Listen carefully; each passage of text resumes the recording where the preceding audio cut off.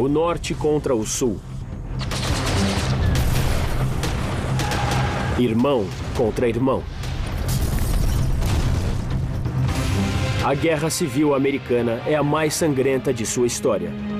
A vitória vai exigir muito mais que poder de fogo no campo de batalha. Tecnologia. Comunicação. Logística. O que acontece por trás da linha de combate é que vai decidir essa batalha pelo futuro da América.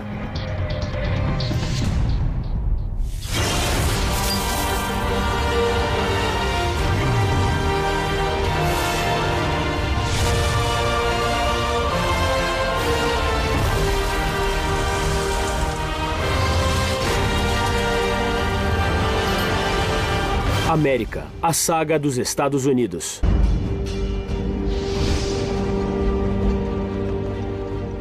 Fogo! Guerra Civil. 1862. A Guerra Civil Americana está em seu auge. Norte e Sul estão em conflito pelo futuro da nação. Um novo tipo de bala trouxe essa guerra a um terrível beco sem saída, levando a morte a uma escala nunca antes vista em uma guerra.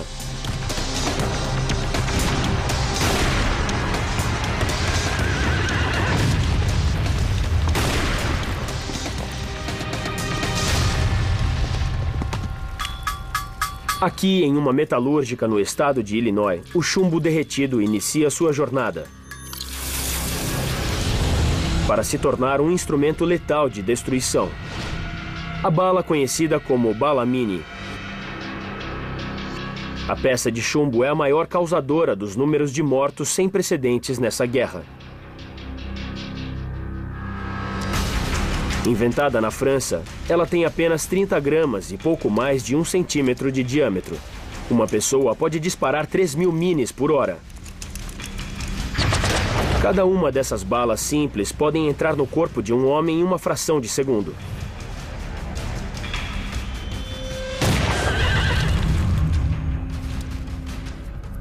A bala mini é usada tanto pelo norte quanto pelo sul.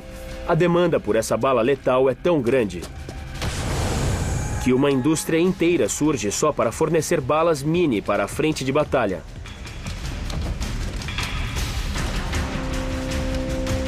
Ao todo, o norte tem mais de 1 bilhão de balas mini prontas para serem disparadas de 2 milhões de mosquetes fornecidos a seus homens. Sob vários aspectos, a Guerra Civil foi a primeira guerra moderna, porque foi a primeira guerra que aconteceu depois que a Revolução Industrial tinha começado a transformar o país. É preciso mais de 33 horas para que uma bala nessa caixa viaje 1.300 quilômetros até o campo de batalha, pronta para encontrar seu alvo.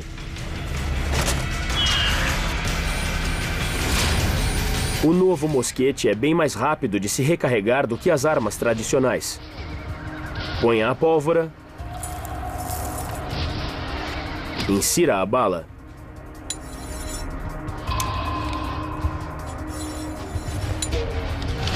e está pronto para atirar.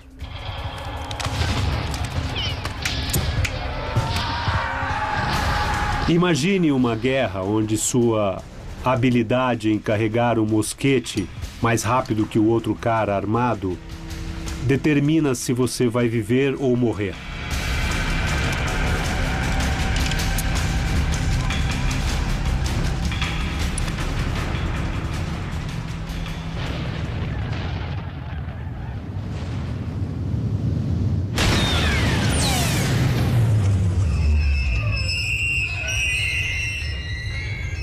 Ranhuras dentro do cano da arma giram a bala em direção ao seu alvo.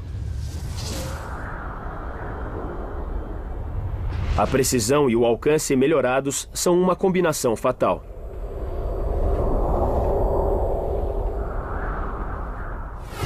No segundo está tudo ótimo. No segundo seguinte, a cabeça do seu colega sumiu. O braço dele saiu voando. Você nem queira saber o que uma bala de metal leve de um mosquete faz quando entra no corpo humano. Com o impacto, a bala achata. Ossos se partem e se estilhaçam, provocando maiores danos a músculos e tecidos. Na maioria das vezes, o resultado de um tiro direto é a morte.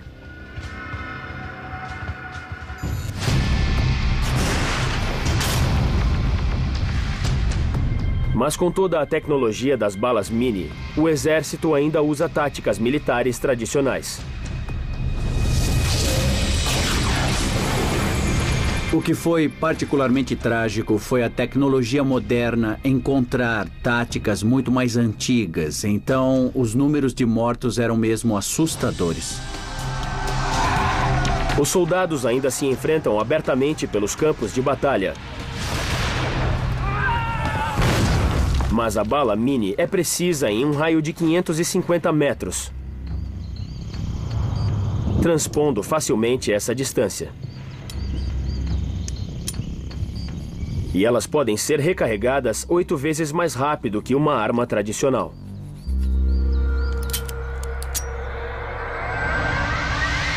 Os efeitos são catastróficos.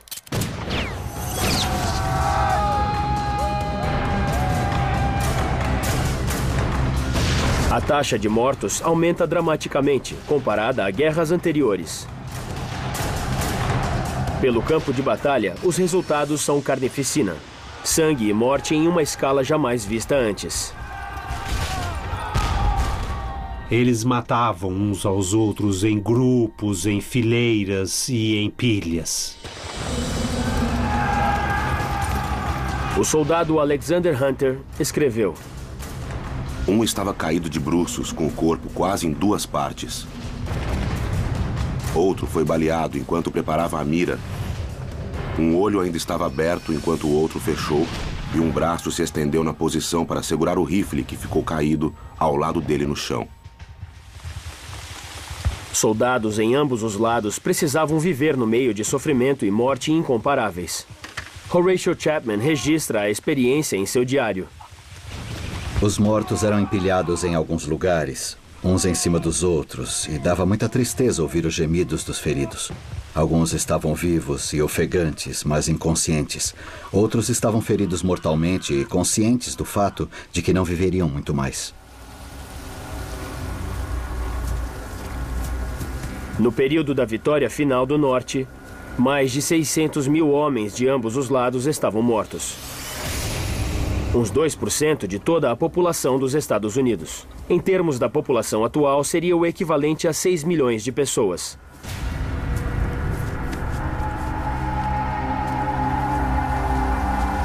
Quase metade dos mortos nunca foram identificados.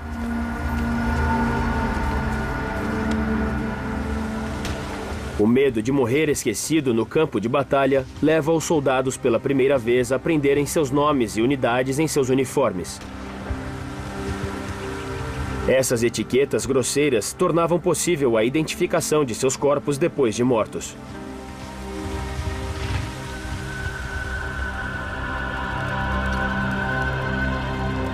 Pela primeira vez, o serviço postal americano em expansão permitia que os soldados escrevessem dos fronts aos entes queridos. Sem a censura militar de hoje, foi permitido que soldados como Robert Stiles contassem a realidade aterrorizante da linha de combate. As imagens e os odores que nos envolveram eram simplesmente indescritíveis. Corpos inchavam até 2 vezes além do seu tamanho original. Alguns deles explodiam com a pressão de gases e vapores. Alimentando essa carnificina estava a profunda animosidade política que levou a essa guerra. Em um conflito duro que colocou irmão contra irmão, os estados do Sul estavam determinados a defender sua independência e seu sistema de escravidão. Mas o Norte não permitia que eles deixassem a união de estados. Lutamos e perdemos centenas de milhares de homens nos 2 lados, lutando pelo que eles acreditavam ser correto. A terrível aliança das novas armas com as táticas de batalha ultrapassadas renderam uma contagem de corpos em escala industrial. A guerra está em um impasse sangrento. Nenhum lado consegue dar um golpe decisivo. Nessa guerra dura e desgastada, a vitória será do último que restar de pé.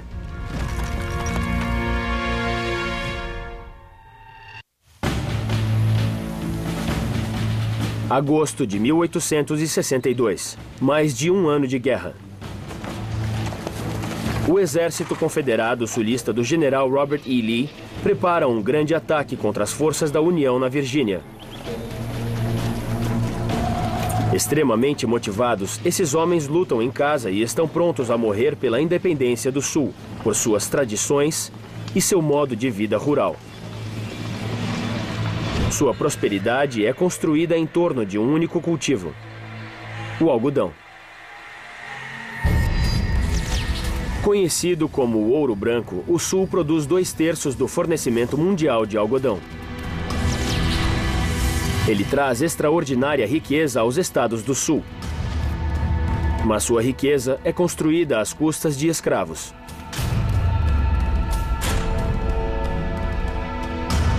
Agora, a vitória do presidente Lincoln nas urnas ameaça seu modo de vida tradicional e a escravidão em que ele se baseia.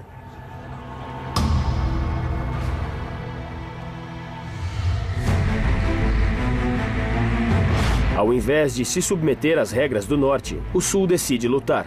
Ele quer uma nação separada. O general Robert E. Lee assume o comando do recém-formado Exército Confederado de North Virginia. Lee, um brilhante graduado na Academia de Elite de West Point, já é veterano da Guerra Mexicana e admirado por sua eficiência em campo de batalha. Lee podia intuir o campo de batalha de maneira parecida com Rommel na Segunda Guerra Mundial, o Patton. E assim ele quase previa em que lugar ele podia se arriscar e onde podia atacar. Manassas, Virgínia, 1862. Soldados confederados se unem diante da segunda batalha de Bull Run. As forças de Lee estão em menor número. Mas as terras da Virgínia são território que esses soldados voluntários conhecem como as palmas de suas mãos. Treinamento e disciplina rígidos os transformaram em uma força incrível. Se você fizesse uma aposta na época, apostaria na vitória do Sul. O Sul só tinha que manter seu território. O Norte tinha que chegar e tomar. Tinha que ser a força de ocupação, o que é bem mais difícil de se fazer.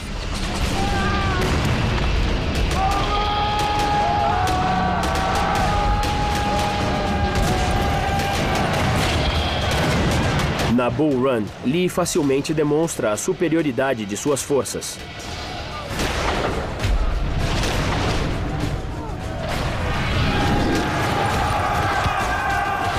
Em uma batalha que durou apenas 10 minutos, o 5º Regimento de Nova York do Norte perde mais homens que qualquer outro regimento durante toda a Guerra Civil.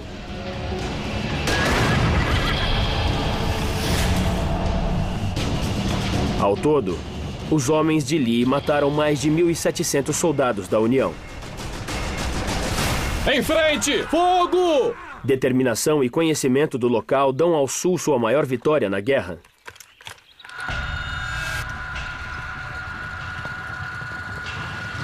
Mas Lee e seus comandantes subestimaram a natureza desse conflito. E seu oponente, o presidente Abraham Lincoln. Porque Lincoln está lutando um tipo de guerra totalmente novo. E seus adversários sulistas não percebem isso.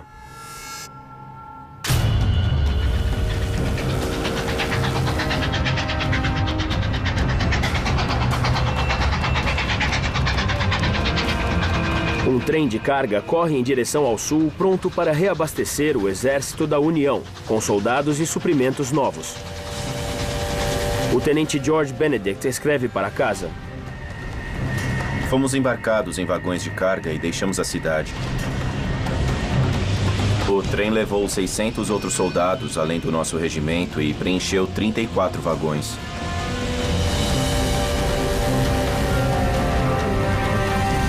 As estradas de ferro eram uma das armas secretas de Lincoln nessa guerra. Em uma operação-chave ordenada diretamente pelo presidente, 25 mil soldados foram enviados em sua jornada de 2.000 quilômetros até o sul. Fogo! Na estrada, levariam mais de 2 meses. De trem, esses homens levaram apenas 7 dias.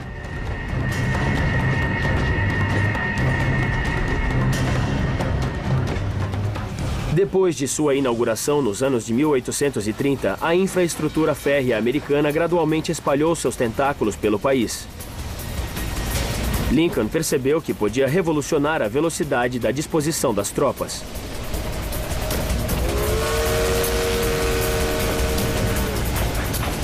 Ele firma um acordo com os donos da estrada de ferro para colocar a rede ferroviária do norte sob controle do governo. Com isso, as ferrovias se tornam uma arma de guerra. Ao invés de exércitos limitados à velocidade de sua marcha, de repente você passava a ter exércitos chegando ao fronte de trem e, o mais importante, suprimentos.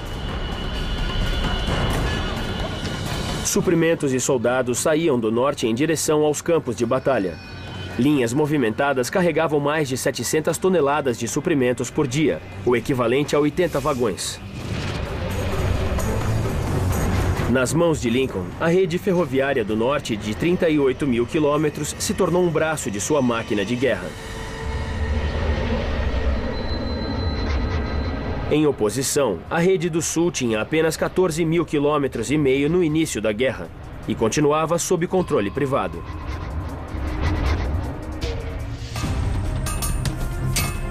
Nos 4 anos em que a guerra durou, o norte acrescentou 6.000 quilômetros e meio de novos trilhos à sua rede, contra apenas 650 quilômetros do sul. Essa inabilidade em coordenar suprimentos por via férrea será desastrosa para o sul. No inverno de 1863, uma rede ferroviária pobre vai deixar os soldados sulistas passando fome, mesmo estando a apenas 50 quilômetros de sua capital em Richmond.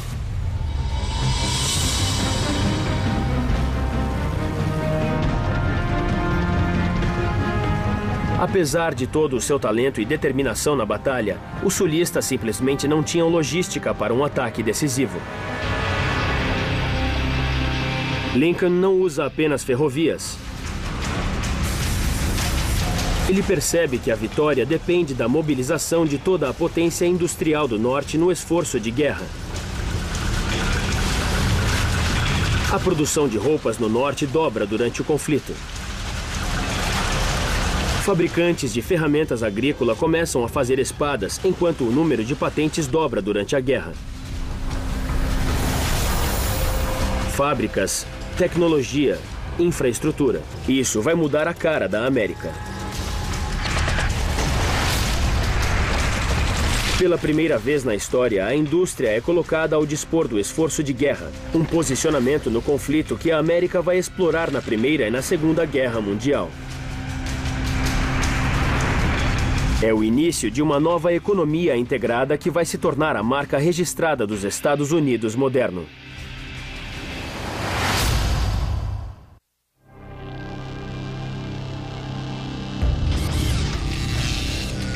Em um prédio diante da Casa Branca, há uma pequena sala que se torna o centro nervoso do presidente Lincoln nessa guerra. E dentro dela, há um aparelho simples que vai transformar a maneira de se lutar e de se vencer essa guerra.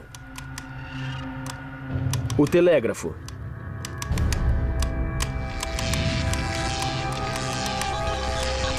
A invenção do código Morse em 1844 transforma o telégrafo na primeira ferramenta americana de comunicação em massa.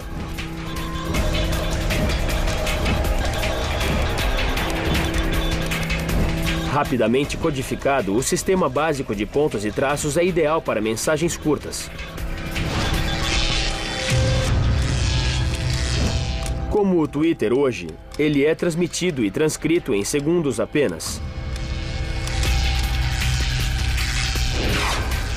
Quando os mensageiros antes levavam dias montados em cavalos por centenas de quilômetros e passando por todo tipo de terreno.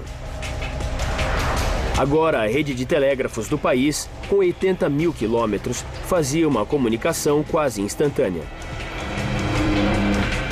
Quando postes telegráficos se estenderam pelas ferrovias, esse país imenso começou a encolher.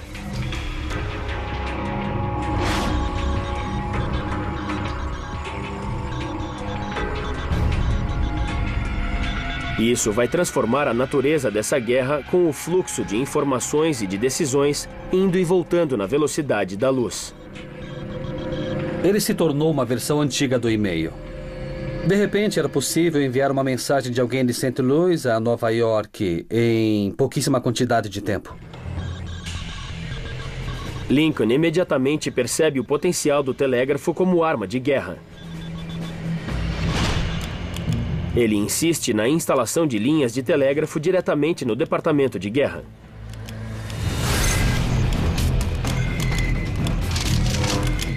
E age rapidamente para colocar todas as instalações telegráficas da União sob controle militar.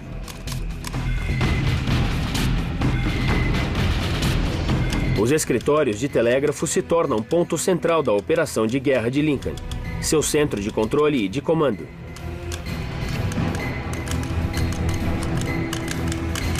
Ele até chega a dormir aqui em momentos mais agitados. O chefe do escritório de telégrafos, David Homer Bates, descreve como Lincoln é obcecado com cada notícia vinda do front, lendo, às vezes, relatórios palavras por palavra enquanto elas são decifradas. O hábito de Lincoln era ir imediatamente para a gaveta cada vez que chegava em nossa sala. Ele lia os telegramas começando por cima, até chegar a algum que já tivesse sido lido em uma visita anterior.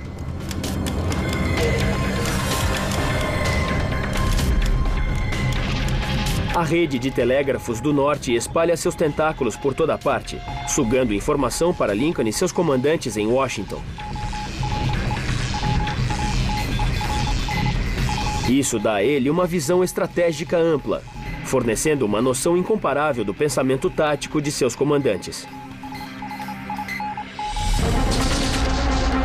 O próprio Lincoln pôde saber de mudanças literalmente hora a hora durante batalhas em separado. Isso nunca tinha acontecido antes. Para a irritação de seus generais, isso permitia que ele desse ordens diretas, dizendo a eles como lutar. Em uma campanha, com as forças do general confederado Lee ameaçando Washington, Lincoln reage telegrafando ordens diretas a seus generais.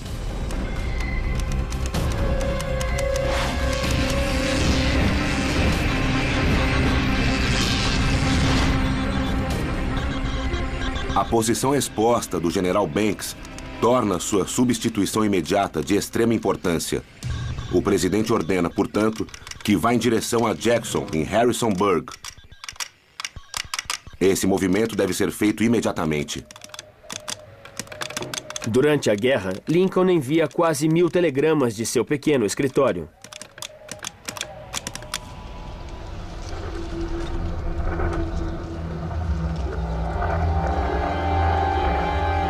Mas o Sul nunca alcançou todo o potencial do telégrafo na criação de um sistema de comando centralizado.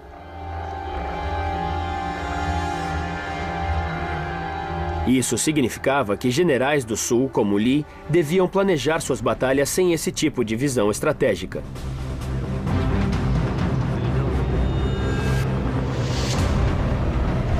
No decorrer da guerra, Lincoln bateu o martelo dessa máquina de guerra.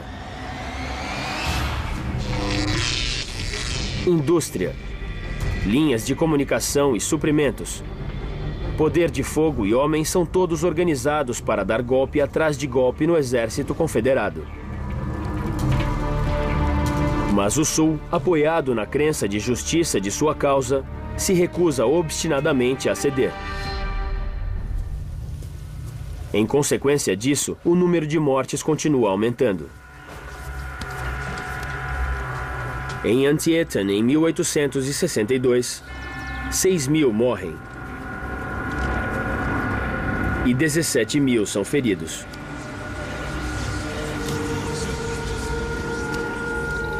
Mais de 3 vezes o número de mortes americanas nos ataques do dia D na Segunda Guerra Mundial. A carnificina vai desencadear uma revolução na medicina no campo de batalha.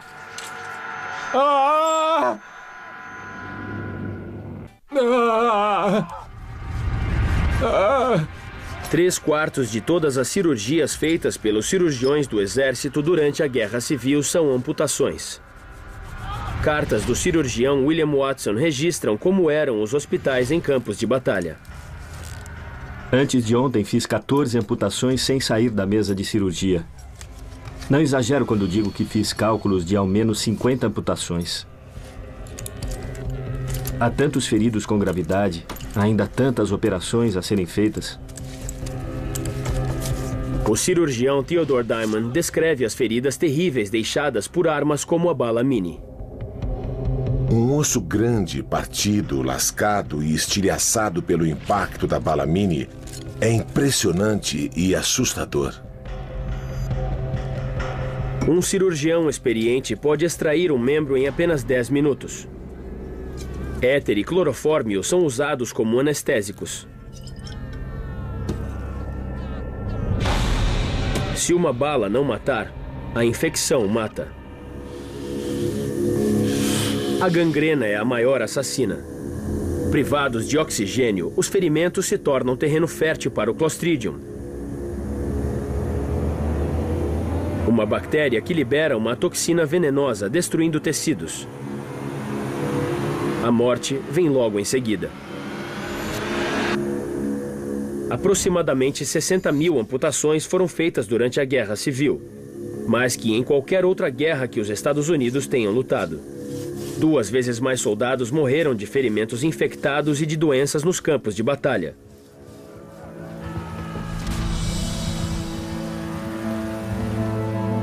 Essa carnificina sem precedentes força um repensar da medicina tradicional em um campo de batalha.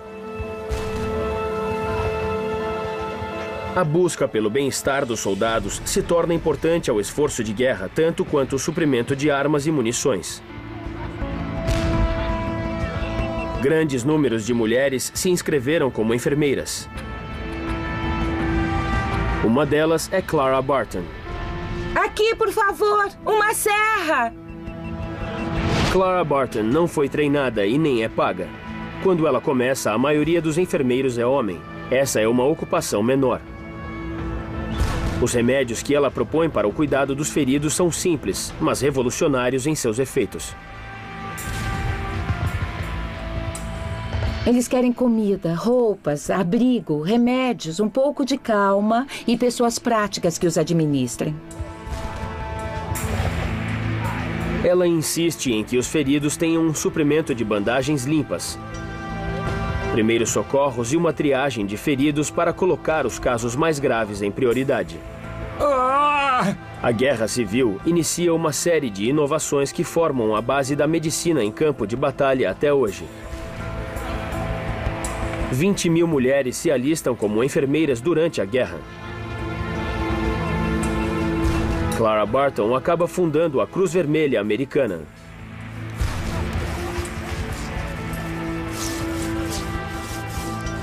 Os padrões de higiene começam a melhorar incrivelmente com a descoberta do bromo. Esse elemento químico cáustico é eficiente contra a bactéria que causa a gangrena. Assim, quase 3/4 dos amputados sobrevivem à cirurgia e a gangrena se tornou rara no final da guerra.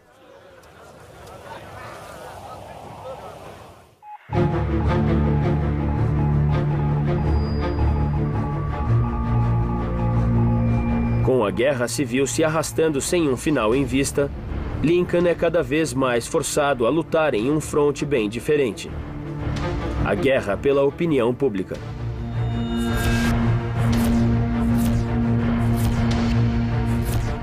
A difusão das câmeras portáteis faz com que, pela primeira vez, as imagens sangrentas dos campos de batalha cheguem a todas as casas. Apesar das câmeras simples não captarem cenas de ação dramáticas, elas são ideais para capturar o resultado medonho da batalha.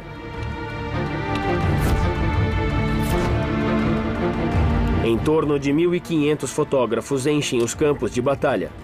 Suas imagens são vendidas ao público por apenas 25 centavos. As fotografias que vinham da Guerra Civil é que a capturaram, a tornaram real e fizeram as pessoas, reconhecerem a violência realmente sem precedentes.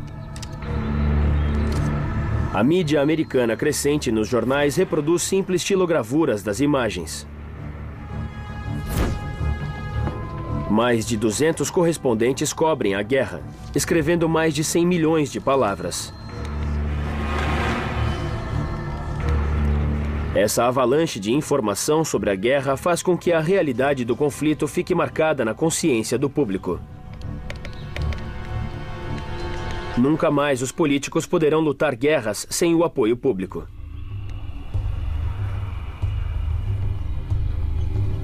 Na guerra, um soldado tem 5 vezes mais chances de morrer do que como civil. As famílias americanas costumavam chorar por seus mortos em casa. Agora, homens morriam em campos de batalha. Isso forçou uma mudança fundamental nos rituais em torno da morte. Ned Boltage morre em campo de batalha na Virgínia. Mesmo assim, sua família em Boston ainda pode se despedir do filho morto a 800 quilômetros de lá.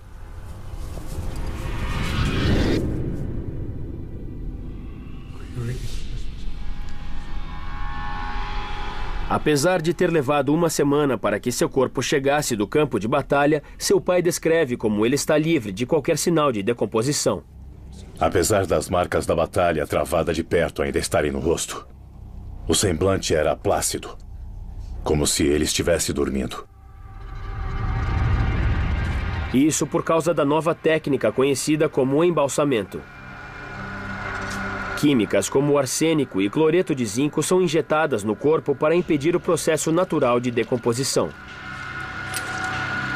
O trabalho com a morte e com a preservação de corpos transforma agentes funerários em milionários da noite para o dia. Um agente se gaba. Eu adoraria preparar soldados.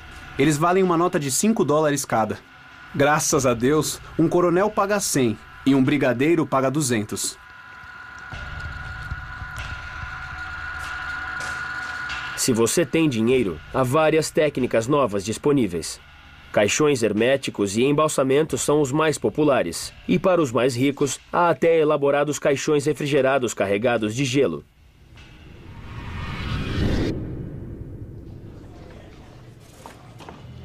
A guerra se arrasta. Lincoln está determinado a acabar com ela e abolir a escravatura. Em setembro de 1862, ele dá um ultimato ao Sul. Voltem para a União. Ele ameaça liberar escravos do Sul à força se eles recusarem. Mas, tendo provado da independência, o Sul não quer se juntar novamente à União, onde a escravidão estaria em risco. Eles rejeitam o ultimato.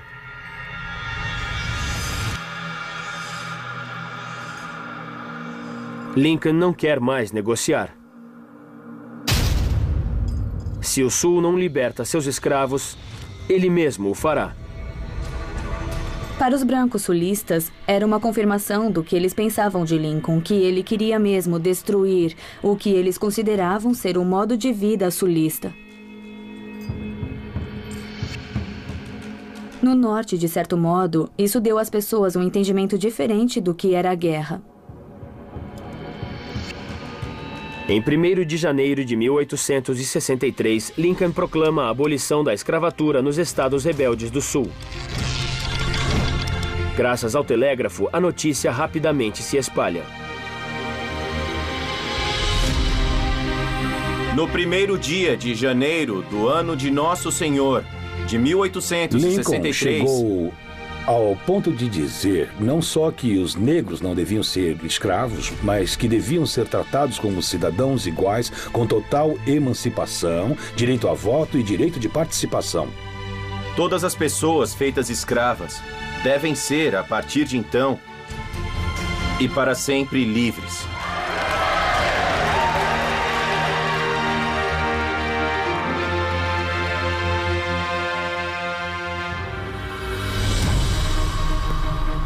Disparar! Logo depois da emancipação dos escravos pelo presidente Lincoln, soldados negros americanos correram para se alistar na União. Em frente! Quase 200 mil se alistam até o fim da guerra. O general James Blunt descreve sua habilidade como guerreiros. Eu nunca vi uma luta como a travada pelo regimento negro. Eles são melhores soldados que quaisquer outros que já tive sob meu comando em todos os aspectos. A proclamação extinguindo a escravidão muda a dinâmica da guerra. Vai! O exército da União se torna uma força pela libertação, agora lutando para acabar com a escravidão. Eles entenderam que salvar a União daria a eles um sentido de liberdade, um sentido de dignidade. Era dignidade porque eu sou um soldado, não sou um escravo. Sou um soldado, tenho um uniforme, tenho divisas. Eu sou alguém. Depois da proclamação, Lincoln dá seu golpe de mestre.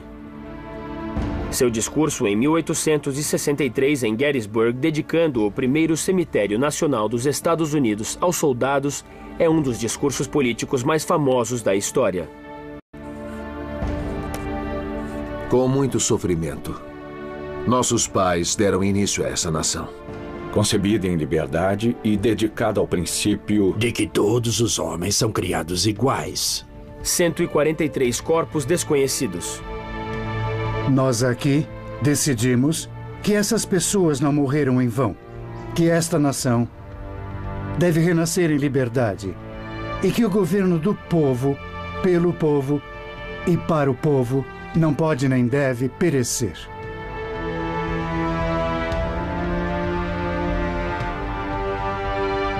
É emocionante pensar em pessoas que se sacrificam e dão suas vidas por um ideal. E ele mostra Lincoln no seu melhor. O gênio, a simplicidade que transmite muita coisa. É místico, de certo modo é um hino à América e é o hino às possibilidades e aos grandes sacrifícios deste país. Mas em 1864, a guerra continua em um impasse.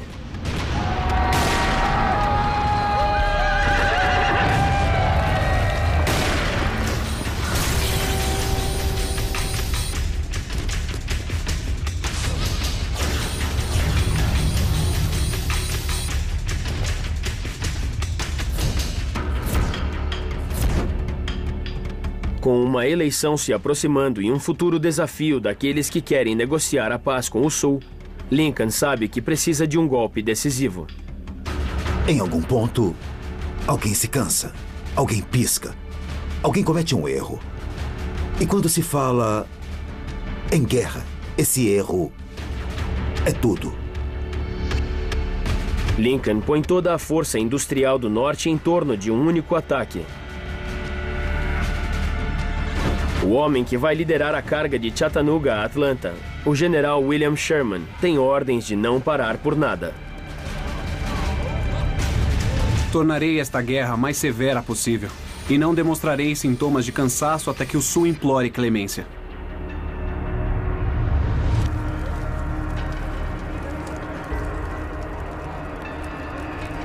Avançando na calada da noite, a marcha do general Sherman é apoiada por uma das maiores operações logísticas já vistas nesse conflito.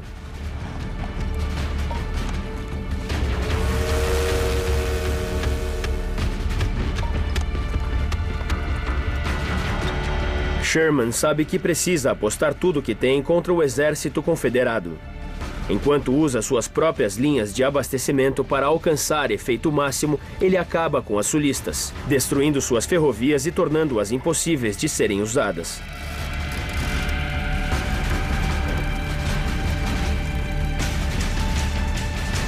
Em um dia, as linhas de abastecimento do norte fornecem 200 mil balas.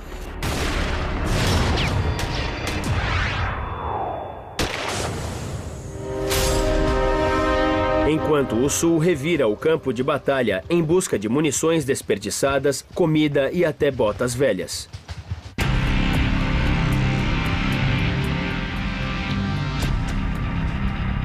Sherman a chama de guerra total, uma destruição de terras que se torna a marca registrada da guerra moderna. Finalmente, com a tomada de Atlanta, as forças confederadas põem fogo em seus próprios depósitos de munições. Antes de abandonar sua cidade para os soldados da União. Fogo!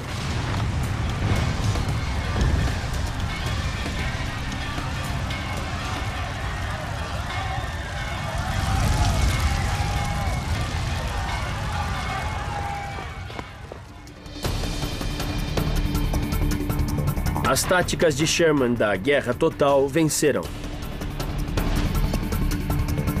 Sua vitória ajuda a garantir a eleição de Lincoln no outono. Com Atlanta em ruínas, ele continua, agora desferindo seu ataque final, a famosa Marcha para o Mar. Em um equivalente no século XIX ao choque e pavor, 62 mil soldados da União promoveram uma destruição de 100 quilômetros de extensão pela Geórgia. De Atlanta à costa de Savannah. Linhas de abastecimento são cortadas, aldeias são saqueadas e colheitas incendiadas. Tudo de valor militar é destruído.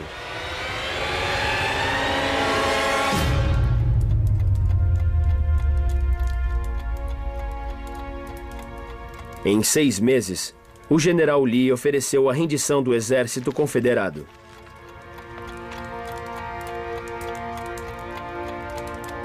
A rebelião acabou. O Sul terá que se submeter à União e dar fim à escravidão.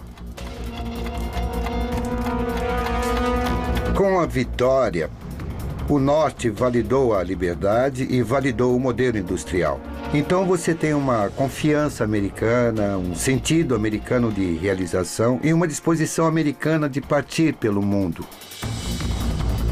Para o comprometimento da Confederação, sua infraestrutura logística inferior não foi páreo para a máquina de guerra invencível do Norte.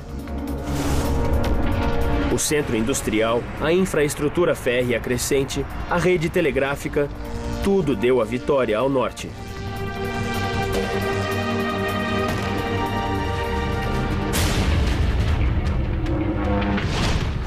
Em uma semana, Lincoln morreria assassinado por uma bala. Mas o país tinha saído da obscuridade. A nação americana está mais uma vez unida. E dessa união, agora nasce uma economia moderna industrializada, que vai se espalhar por todos os Estados Unidos.